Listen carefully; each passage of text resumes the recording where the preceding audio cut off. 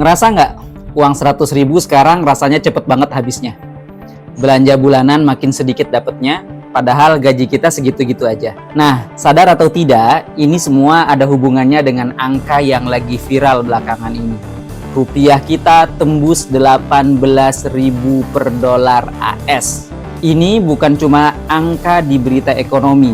Buat kita, kelas pekerja dan menengah, ini artinya harga bahan baku impor naik, ongkos produksi melonjak, dan ancaman PHK di depan mata. Kita sedang diperas oleh biaya hidup. Lalu, kenapa mata uang kita selemah ini? Apakah kita kurang kerja keras? Bukan. Akar masalahnya ada pada sistem ekonomi kita yang ketergantungan akut. Kita ini kaya raya, tapi bahan baku industri, teknologi, bahkan pangan masih hobi impor. Akibatnya, kita butuh dolar terus-menerus. Ditambah lagi, di tahun 2026 ini, negara kita menghadapi debt wall, tembok utang jatuh tempo sebesar 833 triliun rupiah. Karena terjebak dalam sistem kapitalisme sekuler global, kita dipaksa untuk tunduk pada dominasi dolar dan jeratan utang berbunga. Inilah yang bikin rupiah kita nggak punya harga diri di mata dunia. Sebagai Muslim,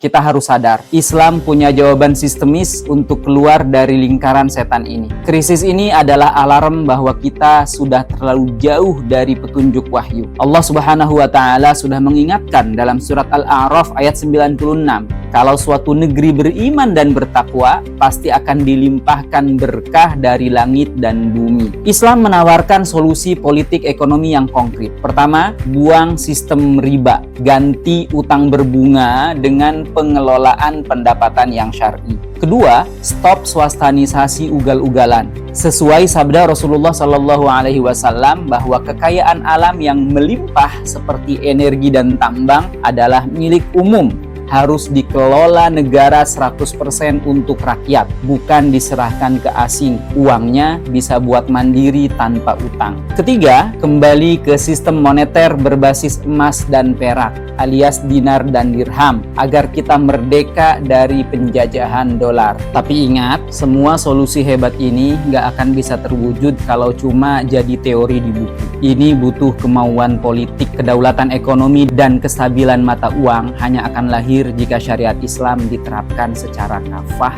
dalam institusi pemerintahan yang amanah. Jadi, langkah awal kita sebagai masyarakat adalah cerdas politik. Berhenti memaklumi sistem yang merugikan rakyat dan mulailah melirik kembali aturan Sang Pencipta. Menurut kamu, apa langkah paling realistis yang bisa kita suarakan sekarang? Tulis di kolom komentar.